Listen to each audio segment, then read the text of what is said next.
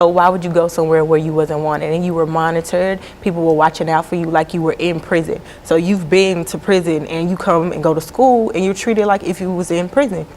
It's not the same, it's different, and no child wants to feel that at a young age. And parents don't come up, they don't speak, they don't really say anything. They just go with emotion because they don't know their rights. And for me, it was different because I had people speak up for me. They were very verbal, and what they said, they got their point across, which made it different for me. So after he was murdered, I was going through a really tough time in my life, and I couldn't find the balance with school and just juggling everything. And I was involved in an incident in school where I had played a part in a fight, but the principal had took statements and students said that I didn't, and I wasn't proven guilty, but I was still pushed out of school because they interpretation or vision changed of me because I was involved with it. I was with the same kids that I was raised with in the same neighborhood. I knew these kids for my entire life, but to be hanging with them was like separating from the group. Like to go in school, you're divided. Like you know who you hang with. If you hang with the smart kids, you hang with the smart kids. If you hang with the kids who want to goof off, that's what the teacher's gonna view you as. So I hang with those kids that goofed it off that day, and I received their punishment, and I didn't like it.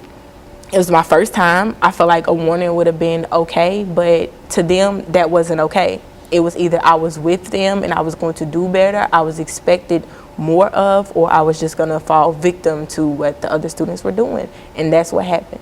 And so in the real sense, Ms. Fatuga, these are the students that you're working with, that you're trying to reach out, that somehow are not yet in the prison system, but because of some of the things that she indicated that are happening in their own lives, that they're almost destined to that, and you believe that you recognize that, and you've got some program that can deal with that. What are some of the first things that you do in reference to your program, Ms. Fatuga? One of the most important things, I think, is that we work to reshape the way that people view harm.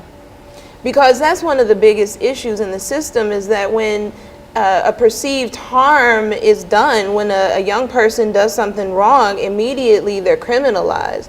And we have to look at harm in the same way that we would want people to look at us if we create a harm, with forgiveness, the ability to learn from your mistakes. Adolescents, even though they look like, younger adults, their brains are still not developed fully so that they make the best decisions. And so I think right now the most important thing we're doing is just coming forth with an education campaign to let people know that there are different ways to address harm that's caused. There are different ways to build relationships in schools.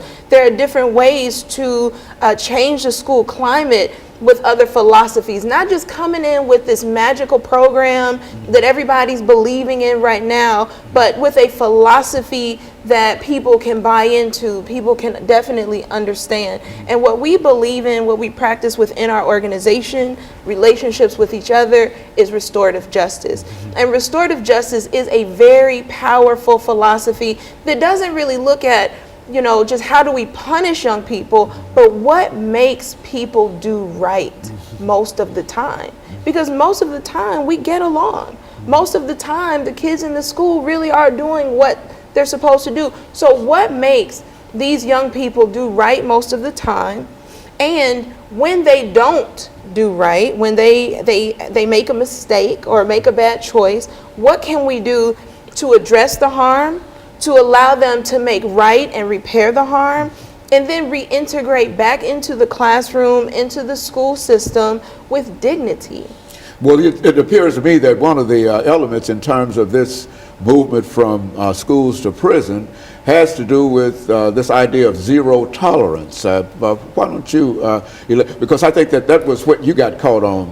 Is that right, Ms. Hughes? This idea of zero tolerance, which is to say that there could be no forgiveness if the idea is what? Zero tolerance. Right. That is, you've committed a sin or whatever, and therefore you're out. Is that how most people interpret zero tolerance in the system? Yes, very true. And what a lot of people don't know is that the zero tolerance laws are very flexible, that they're very specific as to what they're supposed to be used for. But a lot of schools and a lot of principals use them just very fluidly for whatever they feel like using it for in the moment. It's not implemented consistently across schools. It's not implemented consistently across districts. And also, most of the time, there's no progressive discipline along the way. We jump from, okay, he got in my face and I didn't like it, or he walked out of the classroom, or his pants were sagging, or, you know, just something that could have been addressed in a much different way. We go from 0 to 60 in 4 seconds, as opposed to looking at what other options we have. And so, and when you get caught up in this system of zero tolerance, that you got to go and whatever, there's no appeal that you could have made during when you got caught up in that situation, Ms. Hughes? Yes, sir. It was an appeal. It was like, actually, I was out of school for 6 weeks, so I couldn't even go to another school, so I was just basically homebound. And so you zero tolerance sent you home for 6 weeks, and with the expectation of what happening? With the expectation of staying out of school for a calendar year, to not being able to go back to school to the time that I was expelled to the next year to that same time. So we went from, she was expelled for a calendar year, and then we went through the process of appeals, and they reduced it to six weeks? Yeah. And then she ended up having to transfer But schools. she's also separated from all of the people that she knew in that school from the first time, is that right? Yeah, from actually elementary school. So I had grew up with them. They had knew me. They had basically knew my story, my struggle, and how I wanted to be different. And I was just separated from them.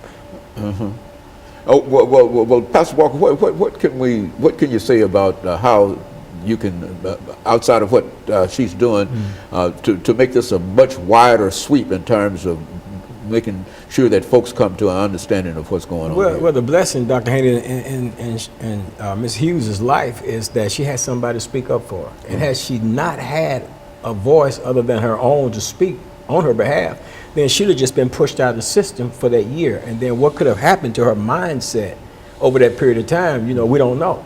But we're thankful that she did have some people that will speak up for her and challenge, you know, like Rashida said, we're not fighting the system, but challenging the system to do what's right.